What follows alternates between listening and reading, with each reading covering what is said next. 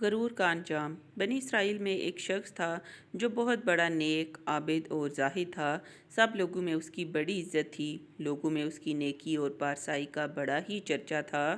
اسی علاقے میں ایک اور شخص تھا۔ لوگ اسے بہت برا انسان سمجھتے تھے۔ وہ تھا ہی ایسا بدعمل اور بد کردار، کوئی بھی اسے اچھا نہیں سمجھتا تھا۔ ایک روز اس گناہگار شخص نے دیکھا کہ وہ نیک آدمی ایک میدان میں بیٹھا ہوا ہے۔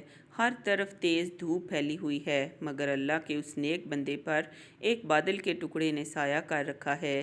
گناہگار نے یہ منظر دیکھا تو اپنے دل میں بڑا شرمسار ہوا اور یہ خیال پیدا ہوا کہ اس چلچلاتی دھوپ میں جہاں دور دور تک سایہ نہیں ہے، بادل کے ایک ٹکڑے نے صرف اس لیے اس پر سایہ کر رکھا ہے کہ وہ اللہ کا ایک نیک بندہ ہے۔ کیوں نہ میں بھی اس کے ساتھ بیٹھ جاؤں؟ کیا خبر کہ اس کی برکت سے اللہ تعالیٰ مجھے بھی بخش دے اور میری خطاؤں کو معاف فرما دے۔ یہ شخص اس عابد کے پاس گیا اور اس کے ساتھ سائے میں بیٹھ گیا۔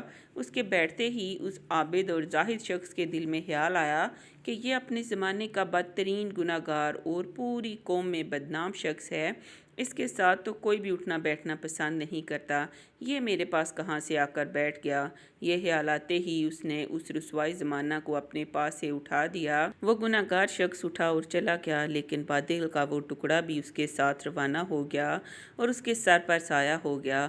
اس وقت کے پیغمبر کو وحی آئی کہ ان دونوں سے کہہ دو کہ نئے سرے سے اپنے اپنے اعمال کی ابتدا کریں، کیونکہ اس فاسق اور فاجر نے جو کچھ کیا، ہم نے اس کے خلوص، حسن نیت اور جذبہ شرمساری کے سبب اسے بخش دیا اور اس کی پچھلی ساری خطائیں معاف کر دیں، لیکن اس عابد کی تمام نیکیاں اور اچھے اعمال اس کے تکبر کی وجہ سے اس سے چھین لیے گئے۔